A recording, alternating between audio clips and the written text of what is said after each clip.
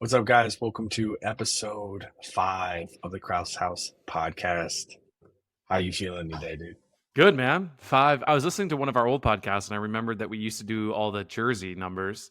Yeah. We've gone away, which makes sense given we're in season 2. But it does feel like we're missing some sort of call back to the episode 5 number. No, that's fair. I was thinking about that, and we can't necessarily repeat the jersey thing because we did that for season 1. We'll get a lot of the same players. But yeah, I feel like there needs to be a kind of a season 2 intro thing. It feels incomplete without it almost. Yeah, I wonder what NBA season number 5, who's the best player from the 5th NBA season? The problem with that is there's going to be a lot of repeats, right? Once you get into the later seasons, right? Who's the best player? You're going to get Jordan a lot. I'm going to drop it in the chat for you. It's the Wikipedia of the 1950-51 season, the 5th season of the NBA. The season ended with the Rochester Royals winning the NBA championship, beating the New York Knicks 4-3 in the NBA Finals. Notable occurrences, the NBA started counting rebounds that year.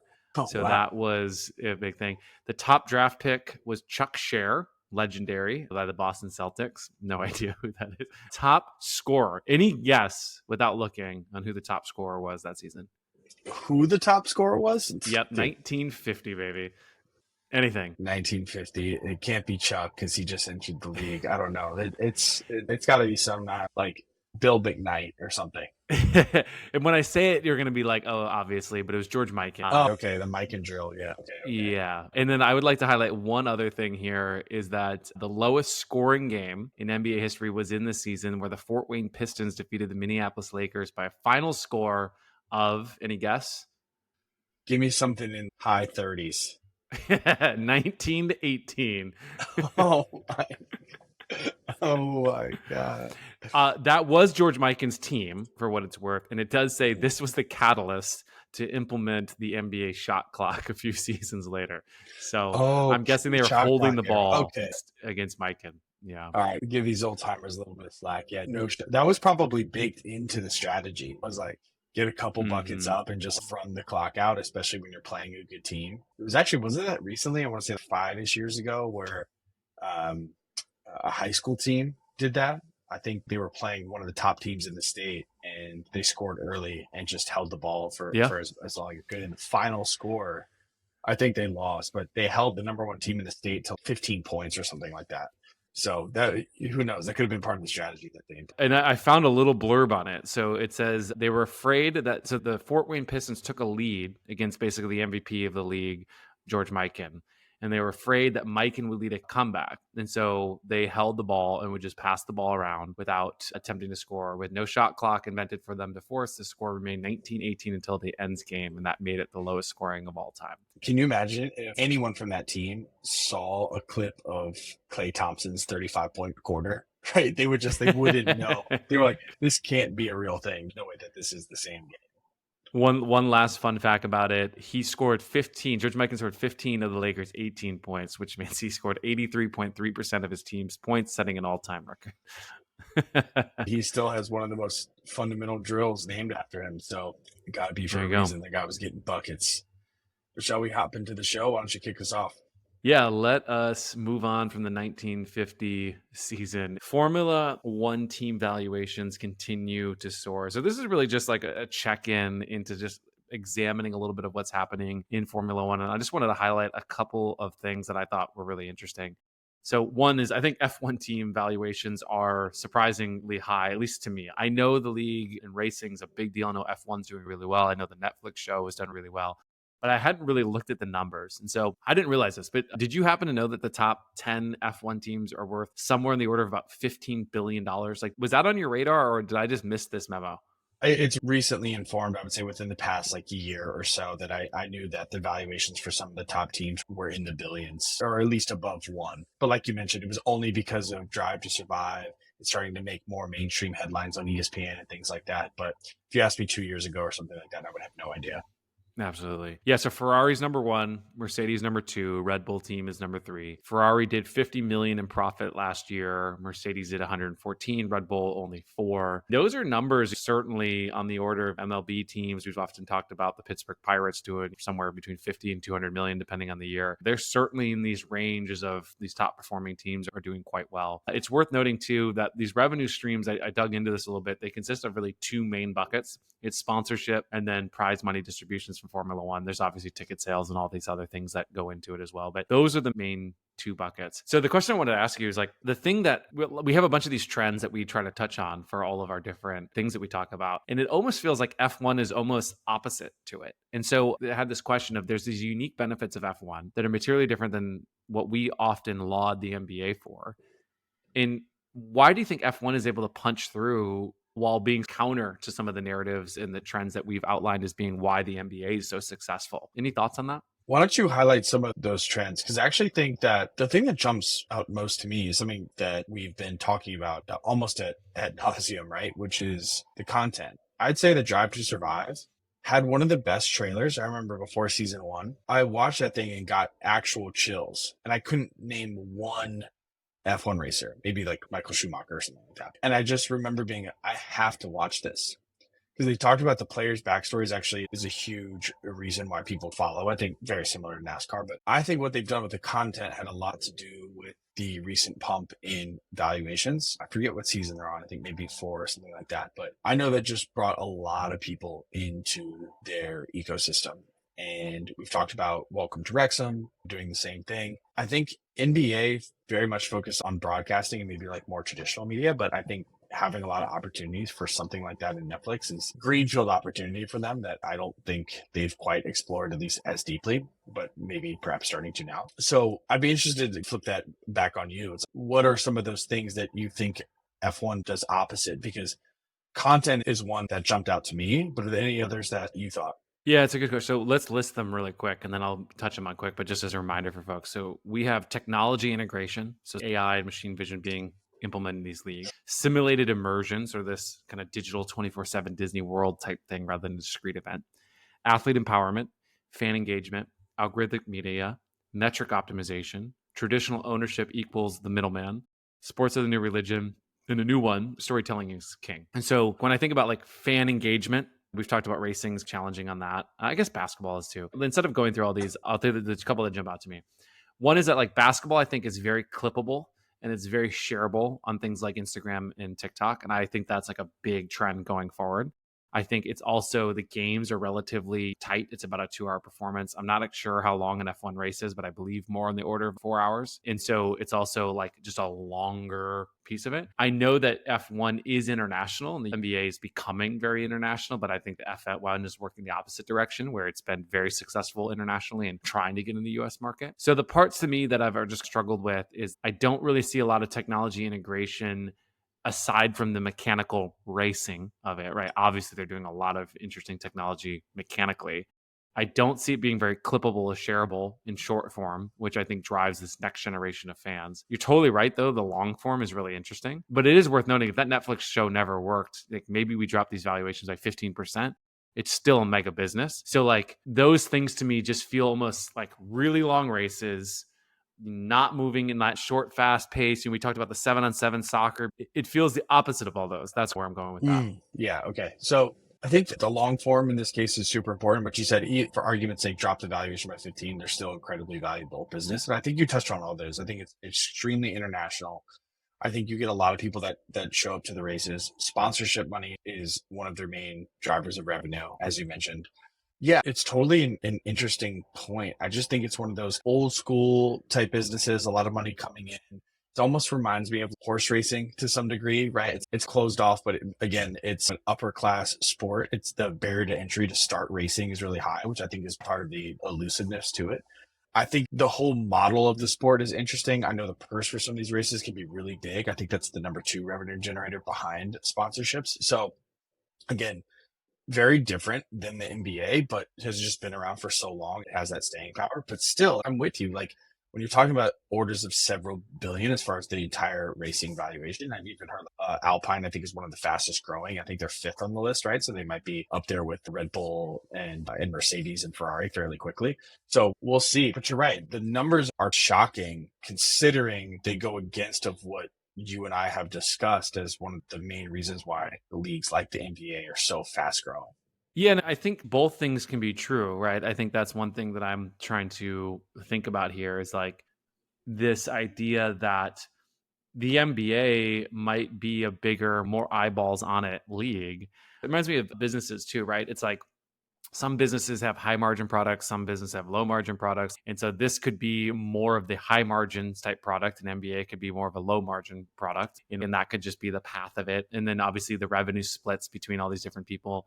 One thing I also think about in society is the ability to attend something and have a day and really enjoy it. The F1 and NASCAR, especially, I know NASCAR very much so. Like the crashes are part of the draw. The being there for 4 hours, 5 hours, 6 hours, having beers, watching the prelims and all that, like it's just a giant cookout and you're just having beers watching racing. It's not about, you wouldn't really do that. NBA Summer League, which you and I go to almost every year, is similar to that NASCAR feeling where you're just there. There's just games on all day. Yeah, there's the big Zion game or something like that. But just being there for a relatively affordable ticket, having a bunch of beers with your pals, watching the race, and then making that show move around the country is really powerful thing too that we haven't really talked about, is just being like potentially better than everything else going on in that weekend for that demographic. And F1 might index really well in that. It also indexed really well internationally. And it might be just more higher margin business too. And then boom, all of a sudden it starts to be quite the business. Yeah, it's interesting. I think there's going to be a common theme even in today's show, like kind of some paradoxes or some anti-patterns of what we talked about in the past, but those are all good points. Yeah, I think like it's worth noting. I think part of the excitement of Krause House DAO going down this journey is we're all made up of Jerrys that are just intelligent, excited about fan ownership, excited about the business of sports, and want to just be involved in it. And I think part of this is learning in public as well, just saying, okay, like we have our theories, but that doesn't make them necessarily right. But let's learn and adapt, and let's get feedback from listeners and whatnot and grow it. I want to touch on one trend, and I do think the trend that jumps out to me, which I did add, is storytelling is king. It's obviously connected a little bit with algorithmic media and metric optimization. Algorithmic media in this context is a little bit different. Like we tend to think about that as being like a TikTok algorithm driving content to my feed. But similarly, there's an algorithm on Netflix, which is going to draw trending shows to the top of a list, which is going to get momentum, which then makes it go viral and makes it go into Twitter, et cetera. And so that is another form of a different type of algorithmic content as well. So I thought those two kind of jumped out me as trends. Any disagreements on those two trends? No, I hadn't previously thought of algorithmic media, but storytelling is king. I would be interested to see the biggest shift in interest from a sport year over year based in the US. I have to imagine F1 is up there simply because Drive to Survive. I know that's what got a ton of people watching, wanting to attend. Caught a brief part of the race, I think in Nashville when I was there. You have them coming to the US. That's been a huge driver. So again, the storytelling component, I think that show specifically does an amazing job. So I certainly agree with the storytelling is king trend. All right. Let's move to the next story. PatMcAfee joins ESPN among mass layoffs. I know that a lot of ESPN personalities got the axe, including Jeff Van Gundy and not Mark Jackson, I think, if I recall that correctly. How do you feel about keeping Mark and letting go Jeff? Feeling okay about that? Yeah, that's tough. I just view them as a package deal. So it's like from a fan perspective, that's tough. Probably contracts involved. Probably did a lot of research on the draw that one of those had maybe individually. But yeah, so I can't say it should have been Mark or should have kept Jeff, whatever. They just seem like two peas in a pod, right? So it's going to be weird now. Who's Mark going to call games with? Yeah, absolutely. Yeah, so Pat joins. So he goes from punter for the Colts to podcaster to part-time professional wrestler, and now he's part of the ESPN family. And in May, he had actually I didn't know this, he walked away from a 4-year, $120 million contract he signed with FanDuel in 2021, which has got to be way more money than he ever made in the NFL, in order to sign a new deal with ESPN. So you got to imagine that ESPN deal is even bigger, call it $200 million plus. The details are still unclear, but he's going to continue his show. They're going to be broadcasting onto YouTube as well as ESPN, ESPN Plus, and he'll be doing doing guest appearances on different ESPN properties. And this is not the first time that he had dropped out of existing deals. He actually left early with Barstool Sports, Westwood One, DAZN. I always get that wrong. DAZN, DAZN, right? DAZN. Is that what it is? So he's actually moved on from multiple things inside of it. So he now joins ESPN. It seems like a big bet in the shifting media space. So the question I want to ask you is, are the old kind of alt broadcast the new mainstream? And does it even make sense to have someone like Pat on ESPN? What's your take on that? This goes again, this is what I alluded to earlier. This goes against every kind of theory, trend, idea I have with the way that media is going. So it's crazy. If I'm Pat, obviously there's a huge asterisk by this thing because we don't know the details of the deal. But I think owning your content, owning the vertical, reaching new audience, getting your own sponsorship deals, all that is just like, that's the direction we're heading. And massive personalities are actually doing the opposite of what he's doing, right? Taking audience with them to develop their own audience, in some cases, even their own platforms, right? So this is odd. It's got to be the devil's in the details, right? It has to be, because this deal is going to be so large. He couldn't pass it up. So I don't think that there's any mystery there, comes as any shocker. But yeah, going in the reverse of what I think most people are doing. And also I think what I would do as a content creator, obviously we have nowhere near the audience that he has, but I think again, owning the audience, owning your community, being responsible for your own kind of brand deals seems to be a much higher margin and particularly a much more lucrative option for a lot of these content creators. So again, sound like a broken record. Until I know the details of the deal, it's hard to say. It probably came down to money, of course, but I thought it was interesting when I read it the first part. Getting hired, probably signing a huge contract. I think amidst all the layoffs is also interesting too. They're cutting a bunch of people and bringing him on. If I'm ESPN, they're probably taking that bet of bringing all those people with him, maybe even some partnership and sponsor opportunities with them, probably capture as much of that market as they possibly can. But again, not what I would be doing. Yeah, it's really interesting because I was trying to think through of what Pat did, like selfishly, and I admit this sort of vulnerably. So I was like, man, like he started just a basic podcast. He was relatively a no-name punter. He wasn't really a notable punter in the NFL when he played. I mean, he was good, but I'm thinking of the guy that is now, I think, in prison with the punt god or whatever. Like that guy had actually drone. He played at San Diego State and then he got in trouble and I think he's in prison. But he actually went viral and was like this very notable punter that people were super excited about. Pat was never at that level of punter in terms of notoriety. And I was like, what did he do? And I was like, his show's interesting. It's okay. It's not great. He's covering the news. Yeah, he has a tank top. He's a little boisterous. But I realized he has really unique stories. He knows Peyton Manning really well. He obviously played in the NFL for a long time. And he built up this deep relationship with, I think it was AJ Hawk and Aaron Rodgers and those guys. And I feel Aaron Rodgers and AJ just hanging out on his show for an hour at a time, hour, 2 hours, and just being real. And Aaron Rodgers not wanting to go through the ESPN reporters and not the Green Bay Packer reporters and just going direct to Pat to get his message out was a huge appeal to the show. It was like, I've watched most of Pat's show, mostly listening to what Aaron Rodgers has to say about things. And I was like, man, like, again, he probably took the bag, so none of this actually matters. But I'm like, does Aaron Rodgers, let's say Aaron Rodgers was 10 years younger, does he still go on to Pat's show and still just spit the absolute truth, knowing that Pat is not subservient to some broader network? I don't think so. Does AJ Hawk on there? Probably, but was anyone there for AJ? Not really.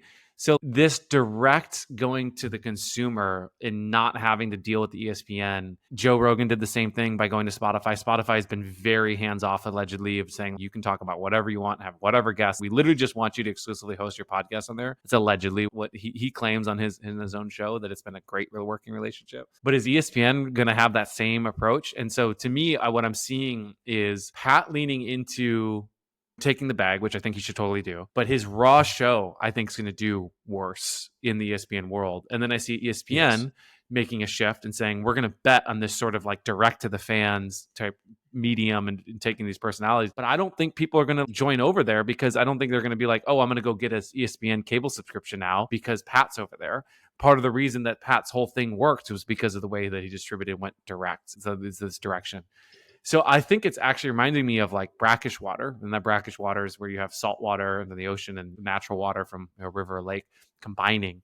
And it's actually really interesting is that, for the record, there's certain organisms that live only in brackish water, but generally speaking, it's often an area that's a bit from an ecosystem turbulent, for lack of a better word, because it's sort of either. So if you're a saltwater fish, you can't really spend too much time because it might turn into fresh water on you and vice versa. So it's just like a strange little dead zone between the two places. And I just sense that ESPN's turning their ship to lean into that. And if you guys really want to go hard on that, I think you need to go even further and imagine a world where there's zero cable subscriptions, and you got to really embrace that reality. And I see both parties kind of splitting the difference. And I just suspect that this isn't really that interesting. I don't think JJ Redick being on these NBA shows is like that interesting. Like, it's a paradox. And I understand both parties are making rational decisions, but when I zoom up and, okay, where will this all land in 5 years? I think we'll just be like, oh yeah, Pat McAfee, he's an analyst on ESPN. His show tatered off because ESPN inevitably killed the YouTube stream, which then lost his direct access, which meant people like Aaron Rodgers. And then the next crop of people, they're not going to like, I'm thinking of the young quarterbacks that are coming in the league. They're not going to jump on Pat McAfee's show to do break. They're just going to do Instagram lives, and they're going to go direct. I totally get the business move. It's interesting. Pretty pessimistic on both sides. It reminds me of Tony Hawk actually had a similar thing with Pro Skater franchise. I think at the time, right? Again, one of the top skaters, but skateboarding wasn't what it was today. The small studio developing Tony Hawk's Pro Skater got bought out by a larger one, if I'm not mistaken. And they offered, I think, $500,000 or maybe $1 million to buy Tony Hawk's royalties on top of what he'd already been paid for the game. And he said at that point in his life, that was more money than he'd ever thought about he would ever earn from skateboarding. He said he might have earned $100,000 in prize money out throughout his total career. And here they are coming off for him either $500,000 or $1 million. He said he thought long and hard, but he was like, look, I'm going to continue skateboarding. I have some other endorsement deals. I don't really care about the money thing too much. I want to keep the royalties. And as you can imagine, that is worth way more than $500,000 today. So again, without knowing the bag size, he probably has to prepare for this is it, because it's really tough to go back. Once you lose that like raw and direct to consumer media, it's really tough to go back. It basically has to be like a Joe Rogan cash out situation, which is like, hey, this is more money than I'll ever need. This is it. I'm agreeing, because it is really tough to hop back and forth between these domains. So I don't know, like keeping that authenticity, like there could be so many deals that he could get without assigning himself to a major brand like ESPN if he keeps it in-house later on, that doesn't require him to go just fully siloed into one vertical, into one large media conglomerate. I don't know. I'm pessimistic as well.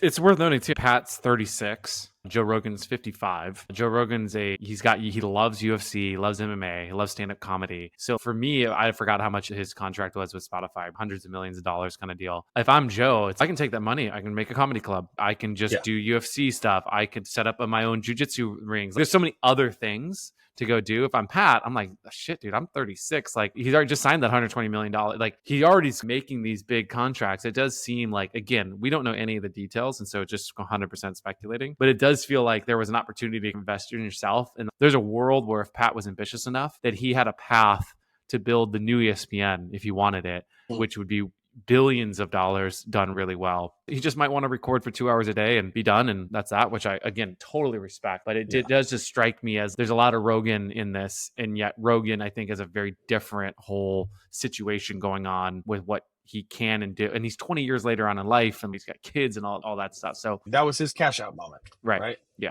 So the one thing I do want to touch on is that there's some trends here. I put athlete empowerment / storytelling is king. The reason I touched athlete empowerment, it's just worth noting that these athletes, because we think about sports reporters and sports journalism broadly, it's like Pat he didn't come in with any of that. Even if he went to college for it and studied it for 4 years, like, he didn't know what he was doing. He just had a network of people that were willing to come on his show and just hang out and do that. And it just reminds me that like athletes have even more power, especially in going direct with media. And we've seen obviously different things like, I forgot the name of some of the platforms, Uninterrupted, I think Lebron's platform. It's like these platforms have an opportunity. These guys are so influential and bring in so many eyeballs that, especially if you can tap into the network, you can go do so many other things. So it's just an interesting example, I think, of athlete empowerment I wanted to highlight. To me, it's athlete empowerment. And I would argue that storytelling is king maybe shouldn't even be there. I think when I think of storytelling, we just talked about Drive to Survive at length. I was talking recently at length about Last Chance U with the basketball, like that East LA Community College is 15 minutes from my house, and I didn't know it existed. And now the entire country knows it exists. So that to me is like the storytelling, like that essence. Those kind of shows could argue, is, yeah, sure, it's content. I don't know how much. Athlete empowerment, absolutely. For all the reasons you mentioned, you're like, what? You asked at the top of the segment, why Pat McAfee? Like, why his show? And I think it's as simple as that. Like, the dude has stories from his football career. He has enough connections.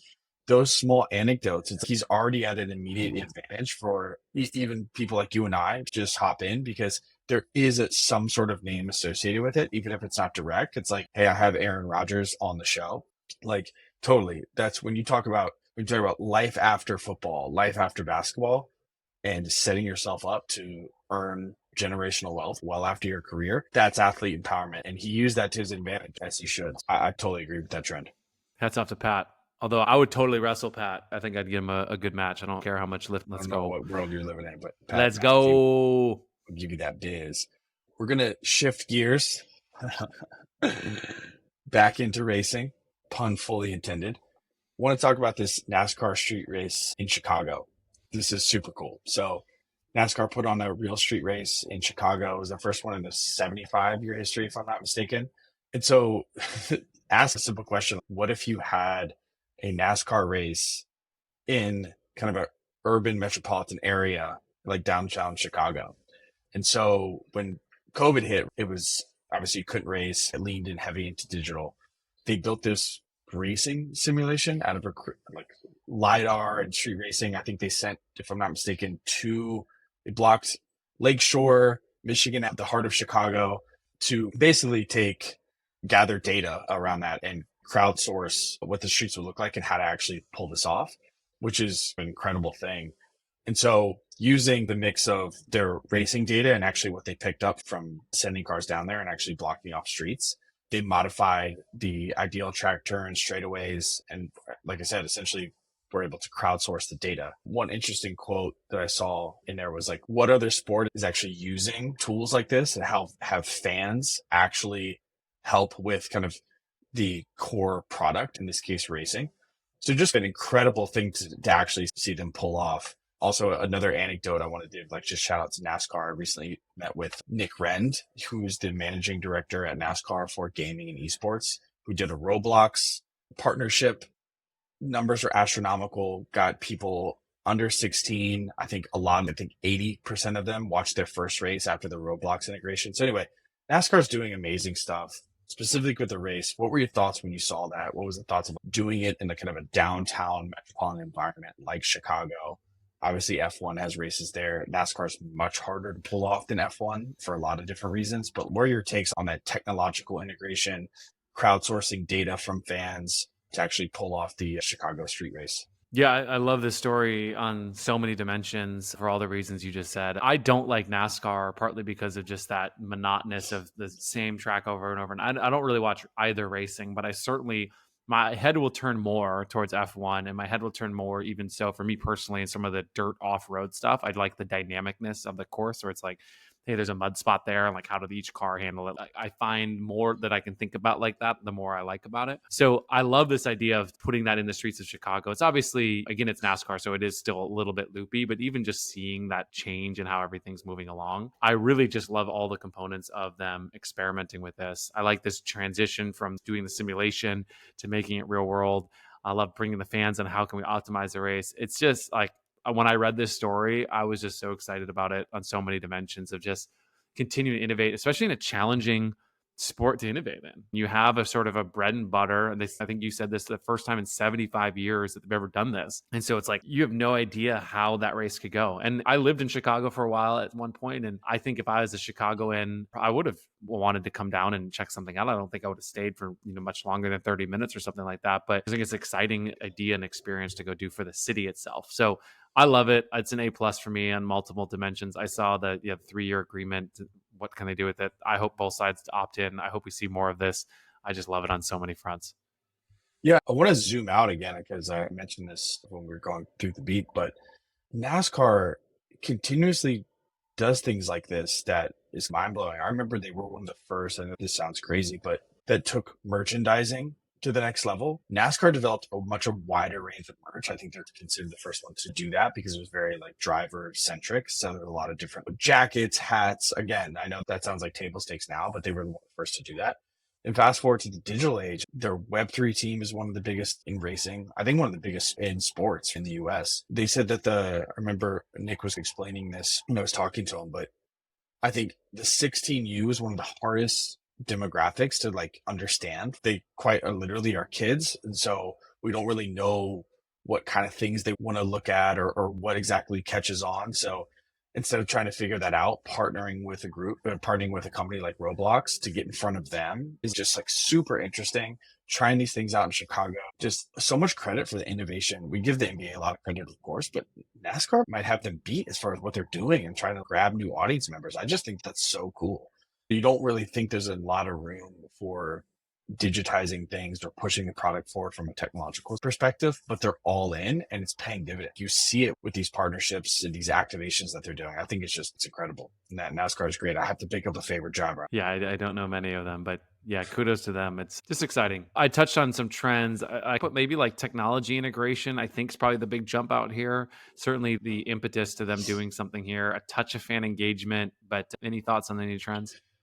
It's quite literally those two. I remember in reading it, they talked about the physics engine that they used to do the racing simulation with the fans, and it was supposedly perfect physics, right? So using that crowdsourced data to update, that's totally a fan engagement thing.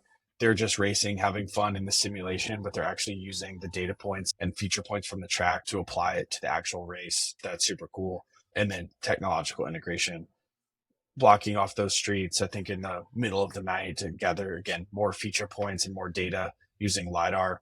That's incredible technology and integration example.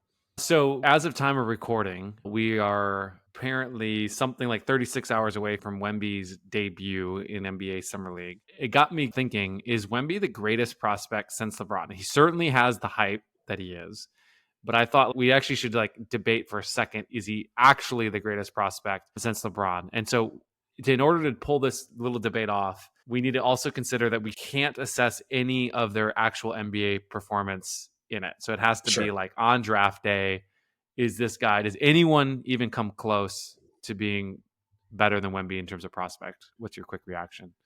Absolutely not. I can't even think of anyone that's remotely close. So I put together a quick list, and so I'll read it off for our listeners, and I'll do it relatively fast. Stop me if you want to discuss any of them. But Zion, I think Zion had some pretty high prop. Zion, AD, Ben Simmons, Dwight Howard, Kevin Durant, Greg Oden, Derrick Rose, John Wall, Kyrie Irving, Bradley Beal, Andrew Wiggins, Joel Embiid, Karl Anthony Towns, Ja Morant, Anthony Edwards. If you did not go number one overall, you have to just be off this list. Agreed. Even like KD, right? Good prospect, but he's immediately off the list. Zion is interesting because I think that he had almost as many eyes of anticipation, correct, as Wemby, but it wasn't as a prospect for basketball. I want to try to use my words carefully. I'm saying something really specific, but I think it was because him going viral, his dunks, right? Like, I don't think as a bona fide prospect of like, will this guy be the next LeBron? I think he had, from a hype perspective, he had it.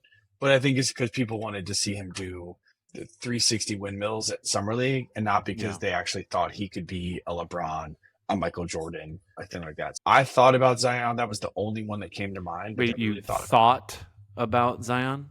What's that? You thought about Zion? Yeah. It's another classic flex pun. And that one went over. Would you say that he had the appetite to be one of the top prospects of all time? Oh, yes. He was hungry to get to the league. Hungry to get to that league. Yes, we were hungry to see him play for sure. No, I think his hoop mixtape, I couldn't wait.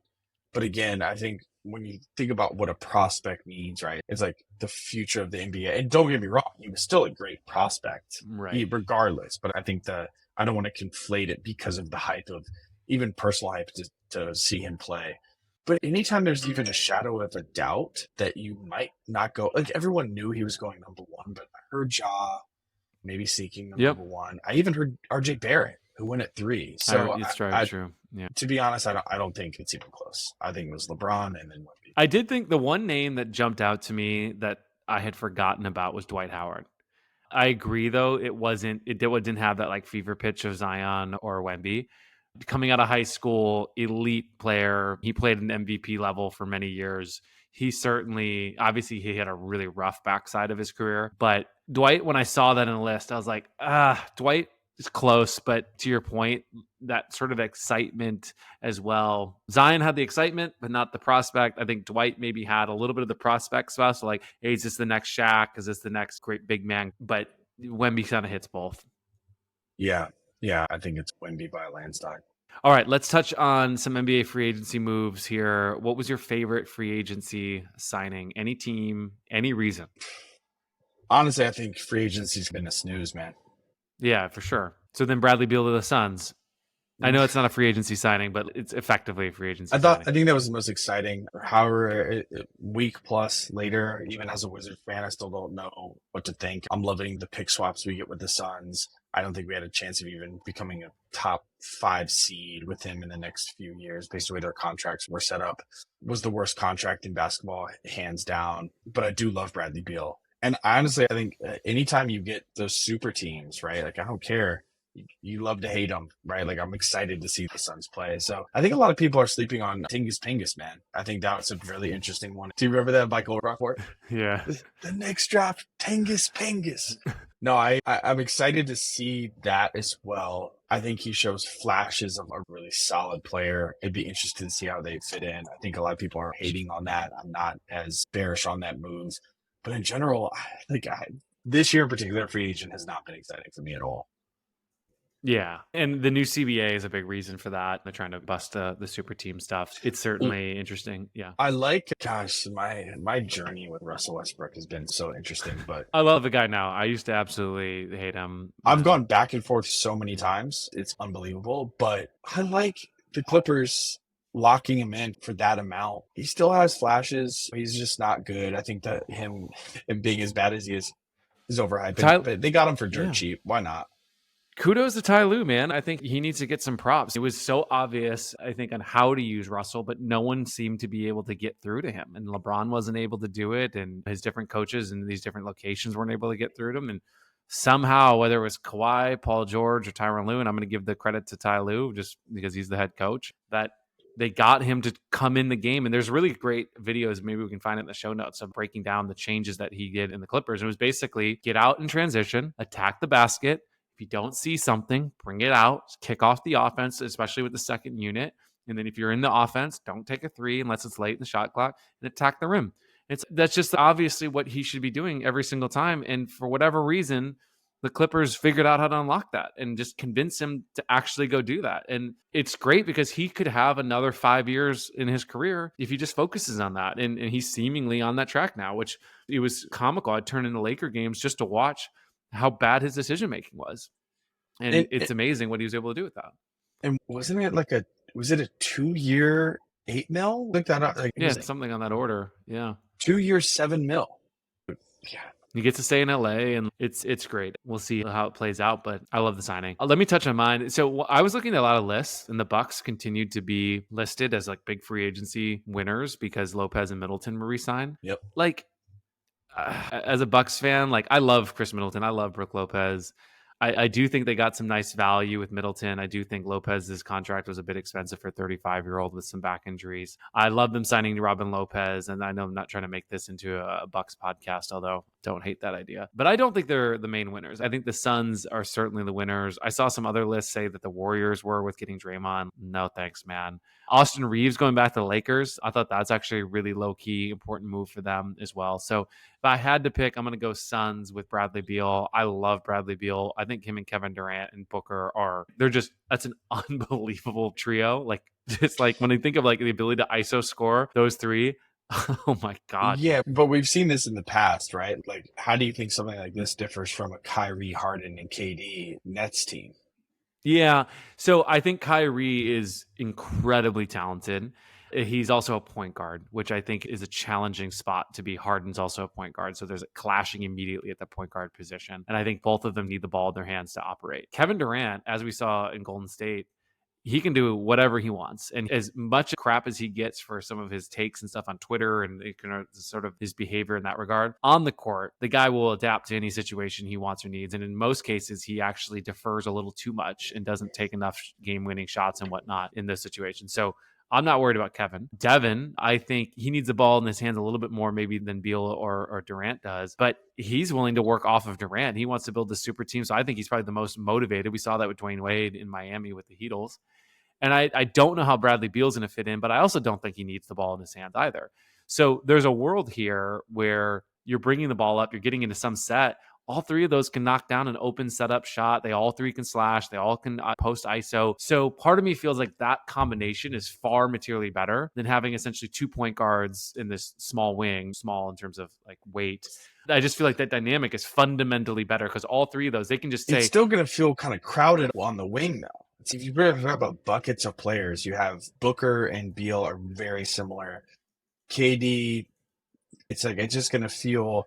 I don't know. I feel like we can't underestimate how much they still have to figure it out. They should have at least a season of figuring it out. I'm not sure that they should win the NBA Finals, but I agree that if I own the Suns, I'd be like, hey, I'm not going to blow this up for another year or two. Like, we need to see a year and a half of kind of data before we touch anything. But I do think that the way I would coach it, and I'm not a great coach, but the way I'd coach it is, what's our matchup? Who's the worst defender of guarding Durant, Beal, and Booker? And that's who's running the offense tonight. I'm thinking about Milwaukee just because I know the lineup well. So you probably have Giannis on Durant. You probably have Middleton on Beal, I guess. And then you have like Crowder or something, like a Javion Carter, who's now a Bull. So you put some sort of bulldogish defender on the team, Wesley Matthews, I guess, on Booker. And okay, like, guess we're running the whole offense through Booker tonight because he's got the best matchup and he's just going to attack and facilitate. And Giannis is going to have to help, which means Durant's open for a corner three. And then the next game, you go and play someone else like the Lakers or something like that. And you have an entirely different lineup. And you're like, okay, who's Austin Reeves guarding? It's like, all right, he's guarding Beal. Like, all right, Beal's the main point of offense tonight. Let's go. That to me is just, oh, that's beautiful. Absolutely beautiful. We'll see. I feel like it's closer to a Nets situation from not all that long ago than I think people are giving it credit for. I think all those have had the luxury of operating independently. I feel like it's going to take some meshing. It can't be done. We've seen it go both ways. We've seen it go the Nets direction. We've seen it go the Heat direction. Heat actually took a while to gel. They took a while. Yeah. But I do think the Heat's a little different, where you actually had a guard, a forward, and a big, which was a really interesting balance. And Bosch was clearly a level below those two as well. So there was some pecking order stuff too that I think that they just had to figure out. But I would include the Warriors in that mix too. That big three Celtics team, you had KG, a big, you had Ray Allen, street shooter, and you had Paul Pierce. So I think that big three obviously works a lot better when it's spread. I think those are very similar player types, but it can work. I'm not ready. I just think this looks more Warriors-esque than Heatles, and more than you threw the Nets in there. It doesn't feel Nets to me. But you mentioned favorites. Are the Suns the favorites to win this year? I haven't looked at the odds, but I would put them up there. Obviously, the Nuggets need to be up there. I think the Bucks should be up there. Boston should be up there. Those kind of 4 or 5 teams feel like but the Suns feel the most well-suited for that class of teams. Yeah, I have them fourth. Bucks number 1. Okay. Yeah, I have the Nuggets. I have the Bucks ahead of them. I have Nuggets, Celtics. I have Bucks, and then I'm going to go Suns. I think the Suns are ahead of the Celtics. They're probably ahead of the Bucks as well, I think. Yeah, I guess I'm just going to re-say mine. I noted on your list. Yeah, I have them fourth favorite. What is interesting, thinking about this, it feels, famous last words, of course, but it feels less open next year coming up. Like, I can't see the Heat pulling something like that off again. No. I don't see. They get Dame maybe, but they're gonna have to get rid of so many key pieces that I don't think a Dame, Bam, Jimmy trio with vet minimums around them, that doesn't get it done. I like this Dame to Boston idea. I think getting rid of Jaylen Brown and getting Dame in there and being able to keep Porzingis or something like that would be really interesting. Very dangerous Boston team if they could do that. Because Jaylen Brown really just fell apart. And so if you're able to get a player like Dame, who only steps up in moments like that, paired with Jason Tatum, who is maybe MVP caliber, he certainly would not be with Dame there. But this young, super talented, long guy, that team is really nice. Really nice. Dude, yeah, that's a really good point. Yeah, I think the Suns trial period is enough to not have me put them Yeah, that's in the fair. top three. But after that, I feel like there's a huge gap. Yeah, I you mean, the got like Sixers. Lakers, The Lakers, Sixers, Sixers, I mean, dude, the Mavs. Sixers just can't get it done. Yeah, Lakers, no. Our early hot take, by the way, we haven't done our NBA preview episode, which it won't be for a few months now. But I'm starting to call it now. Pre-summer league, pre-hype. Just like last year, I got on the Sacramento Kings early. I'm getting on the Oklahoma City Thunder early this year. Oh, Putting them, I don't think I'm that's putting them going to be that fifth in the hot. West, I don't think that's going to be that hot. They did. SGA is becoming dude. superstar level. Who they pick up in the draft? I liked the draft. Oh, Chet is coming back. Don't sleep on Chet. I've completely turned the corner on Chet. They signed a big Euro guy that's super dominant over there. I don't know, man. The Kings, the bandwagon I was on last year, I'm sliding over to the Thunder one this year for my second team of Bucks, first and foremost forever. But that second team, I'm kind of the NBA League Pass darling. And I think Thunder are going to be that squad for me this year. Yeah, League Pass darling could be OKC. That's true. All right, least favorite signing. Least favorite signing. And we can do this quick too. We don't have to punish them too hard. Yeah, I have the most confusing one. I think I saw Bruce Brown with a 2-year, 45 mil. Yep. To the Pacers, right? To the Pacers. Pacers are ready to compete. I need some more info. He's good. He's good.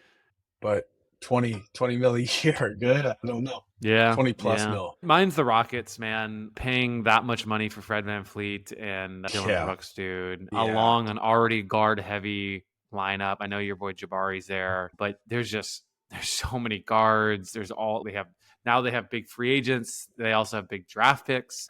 Like, who's going to touch the ball, when, where, how? A lot of these contracts, I think Fred VanVleet, he was a 3-year deal. Dylan's a 4-year deal. So what happens in 3 or 4 years ago? Because that's when your rookies' contracts are going to be expiring too. And so it's just, unless they go like full on, okay, we're going to play really big, really small ball, and we're just going to shoot a ton. But I saw some stat, I can't remember what it was, but it was like looking at the percentages of Fred VanVleet and Dylan Brooks at the dollars amounts that they make.